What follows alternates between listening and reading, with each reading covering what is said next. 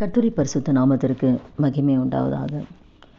இந்த நாளில் கிறிஸ்து பிறந்த இந்த நாளில் இந்த வார்த்தை கேட்குற ஒவ்வொருத்தருக்குமே கிறிஸ்மஸ் நல்வாழ்த்துக்களை தெரிவித்துக் கொள்கிறேன். நான் ஆண்டவராகிய இயேசு ஏன் இந்த உலகத்தில் நமக்காய் பிறந்தார், பாவிகளை ரட்சிக்க கிறிஸ்து இயேசு உலகத்திற்கு வந்தார்னு சொல்லி நம்ம 1 தீமோத்தேயு 1:15 பார்க்குறோம்.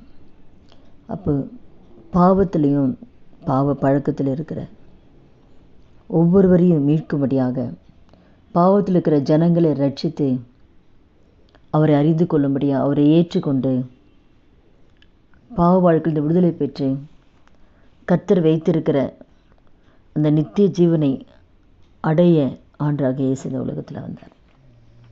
ஜனங்களுடைய பாவங்களை நீக்கி அவர்களை ரட்சிப்புகளை கர்த்தர் கொண்டு வருவதற்காக ஆண்டவராகிய இயேசு இந்த உலகத்தில் வந்தார். நாமளும் எவ்வளோ பாவத்தில் இருந்து நம்மையும் ஆண்டவராகிய இயேசு இந்த பாவத்திலிருந்து மீட்டெடுத்து இதனால் ஒவ்வொருவரையும் நம்மை சமாதானத்தோடு கர்த்தர் வைத்திருக்கிறார், ஆசீர்வாதத்தோடு வைத்திருக்கிறார். இந்த வார்த்தை கேட்குற ஒவ்வொருத்தர் வாழ்க்கையில் எந்த பிரச்சனை இருந்தாலும் சரி, வியாதியில் இருக்கிறீங்களா, இல்லை பிரச்சனைகளும் பாடுகளும் பாவத்திலையும் என்னால் இந்த பாவத்திலேருந்து வெளியில் வர முடியலேன்னு சொல்லி வேதனையோடு இருக்கிறீங்களா, அந்த பாவத்திலேருந்து மீட்டெடுக்க தான் ஆண்டவராகிய இயேசு இந்த உலகத்தில் வந்தார். அது எப்படிப்பட்ட பாவமாக இருந்தாலும் தான் செய்து தவறு என்று சொல்லி உணரும் பொழுது அந்த பாவத்திலேருந்து உங்களை மீட்டு எடுத்து உங்களை ரட்சித்து தேவன் வைத்திருக்கிற நன்மைகளையும் தேவன் வைத்திருக்கிற சமாதானத்தையும் ஆசீர்வாதத்தையும் கொடுக்க தான் ஆண்டவராகிய இயேசு இந்த உலகத்தில் வந்தார். அதனால் எந்த பிரச்சனை இருந்தாலும் சரி, எந்த பாடுகள் எந்த வியாதியில் இருந்தாலும் சோர்ந்து போகாதீங்க. ஆண்டவர் உங்களுக்காக தான் பிறந்தார், உங்களை நேசிக்கிறார், உங்கள் கூட தான் இருக்கிறார். நிச்சயமாக அந்த பாவத்தில் ஆண்டவர் விடுதலை கொடுப்பார், வியாதியிலிருந்து ஆண்டவர் விடுதலை கொடுப்பார். சமாதானம் இல்லாமல் இருக்கிற உங்கள் வாழ்க்கையில் ஆண்டவர் சமாதானத்தை கர்த்தர் கொடுப்பார். ஆண்டவராகிய இயேசு நமக்கு சமாதானத்தை கொடுக்க, நமக்கு சந்தோஷத்தை கொடுக்க, நம்ம ஆசீர்வாதமாக இருக்க தான் ஆண்டவராகிய இயேசு இந்த உலகத்தில் வந்தார். பிசாசோட கிரிகளை எத்தனை பேர் பாதிக்கப்பட்டிருக்கலாம்.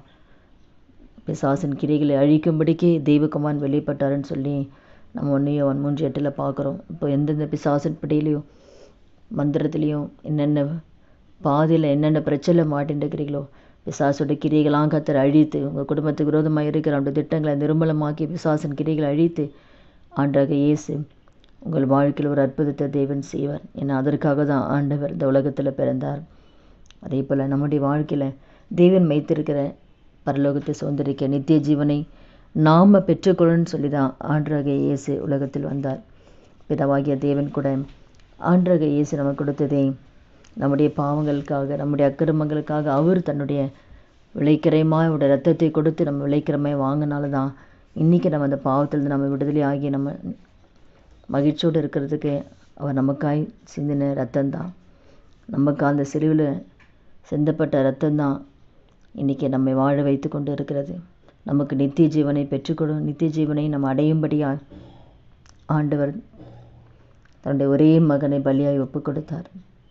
இந்த நாளில் கூட இந்த வார்த்தை கேட்குற ஒவ்வொருத்தர் வாழ்க்கையில் நீங்கள் எந்த பாதையில் இருந்தாலும் சோர்ந்து போகாதீங்க. நிச்சயமாக கர்த்தர் உங்கள் வாழ்க்கையில் ஆண்டவராகிய இயேசு பிறக்கணும். முக்கியமாக இயேசு நம்ம இருதயத்தில் பிறக்கணும். ஆண்டவராகிய இயேசு நம்ம இருதயத்தில் பிறந்தால் தான் அந்த நன்மைகள் நம்ம பெற்றுக்கொள்ள முடியும். ஆண்டவராகிய இயேசுவை நம்ம ஏற்றுக்கொள்ளணும், இரட்சகராக நம்ம ஏற்றுக்கொள்ளணும். அந்த இரட்சகராக நம்ம ஏற்றுக்கொண்டு அவருக்கு நம்ம வாழ்க்கையை ஒப்பு கொடுக்கும்பொழுது தான் தேவன் வைத்திருக்க நன்மைகளையும் ஆசீர்வாதங்களையும் நம்ம பெற்றுக்கொள்ள முடியும். இந்த நாளில் கூட நம்ம வாழ்க்கையில் இயேசுவை நாம் பிரதிபலிக்கலாய் காணப்படணும். இயேசு எப்படி இந்த உலகத்தில் வாழ்ந்தாரோ அதே போல் நாமும் அவருக்கு பிரியமான ஒரு வாழ்க்கையை நம்ம வாழணும். கிறிஸ்துவை தரித்து கொண்டவர்கள் தான் கிறிஸ்துவர்களும் பார்க்குறோம். அப்போ கிறிஸ்துவை நாம் தரித்து கொண்டு இருக்கிறோமா, கிறிஸ்து போல் நம்ம வாழறோமா, நம்மை ஆராய்ந்து பார்த்து இந்த கிறிஸ்மஸ் நன்னாலே நம்மை ஆண்டருக்கு நம்ம ஒப்பு கொடுக்கலாம். அதே போல் எல்லா ஜனத்துக்கும் நற்செய்தி, சந்தோஷத்தை உண்டாக்குற நற்செய்தி தான் இது. ஆனால் எல்லா ஜனத்துக்கும் இந்த நற்செய்தி போய் சேர்ந்துருக்கா ஆராய்ந்து பார்க்கணும். எல்லா ஜனத்துக்கும் போய் சேர்ந்துருக்கா, நமக்கு தெரிஞ்சிருக்கு, நம்ம ஏற்றுக்கொண்டோம். ஆனால் எத்தனை ஜனத்துக்கு இயேசு என்றால் யாருன்றே தெரியாத எத்தனையோ கிராமங்கள் உண்டு. அதை நற்செய்தி சொல்ல யாருமே இல்லை. அதனால கூட எல்லா ஜனத்துக்கும் அந்த நற்செய்தி போய் சேரணுமே ஆண்டவரே, அதுக்கு என்னை ஒரு கருவியாக பயன்படுத்துங்கன்னு சொல்லி அந்த ஆண்டவராகிய இயேசுவை நாம் மற்றவர்களுக்கு சொல்ல நாம் அதற்காக இந்த நாளை நம்ம ஒப்பு கொடுக்கலாம். இயேசுவை அறியாத ஜனங்களுக்கு இயேசுவை குறித்து நாம் அவர்களுக்கு அந்த நற்செய்தியை சொல்லி அவர்களை இந்த பாவத்திலிருந்து மீட்டெடுத்து அவர்களும் இயேசுவை சொந்த இரட்சகராக ஏற்றுக்கொண்டு நாம் அனுபவிக்கிற அந்த நன்மைகள் ஆசீர்வாதத்தை அவங்களும் சுதந்திரத்து கொள்ள நம்ம இதனால் நானும் அதில் ஈடுபட்டு அந்த காரியத்தை நான் சொல்வேன் ஆண்டவரே. நான் நற்செய்தி நான் மற்றவங்களுக்கு சொல்வேன்னு சொன்னதுனால நம்ம ஒப்பு கொடுக்கலாமா? ஜெபிக்கலாம். துதிகள் மத்தியில் வாசம் செய்ய நல்ல தகப்பனே, இயேசுவின் நாமத்தில் சமூகத்தில் வருகிறோம் அப்பா. அந்த வார்த்தை கேட்குற ஒவ்வொருத்தர் வாழ்க்கையிலே ஆண்டவரே அப்பா, நானும் ஆண்டவரே அப்பா ஆமை துதிக்கிறோம் ஆண்டவரே. எல்லா ஜனத்துக்கும் ஆண்டவரே அப்பா அந்த நற்செய்தியை நானும் அறிவிக்க எனக்கு ஒரு உதவி செய்யுங்க ஏசப்பா. இயேசுவை தரித்து கொண்டிருக்கலாய், கிறிஸ்துவை தரித்து கொண்டிருக்கலாய் ஆண்டவரே. நாங்கள் அந்த வார்த்தை கேட்குற ஒவ்வொருத்தரும் மாற கர்த்தர் உதவி செய்யுங்கப்பா. ஒவ்வொரு வருடம் கிறிஸ்மஸ் கொண்டாடுறது பெருசு இல்லை, ஆனால் கிறிஸ்துவை போல வாடுறோமான்றது தான் பெருசு ஆண்டவரே. எந்த வகையிலும் உண்மை இருத்தை துக்கப்படாதபடிக்கு ஆண்டவர் உமக்கு பிரியமான வாழ்க்கை வாழ இந்த நாளில் நாங்கள் அந்த வார்த்தை கேட்குற ஒவ்வொருத்தரையும் ஒப்பு கொடுத்து அதன்படி வாழக்கூடிய கிருபை ஒவ்வொருத்தருக்கு கொடுத்து கத்த நடத்துங்கப்பா. அப்படி நீங்கள் செய்ய போகிற தயவுக்காக நன்றி செலுத்துக்கிறோம். இயேசு நாமத்தில் ஜெபிக்கிறோம் நல்ல பிதாவே, ஆமென்.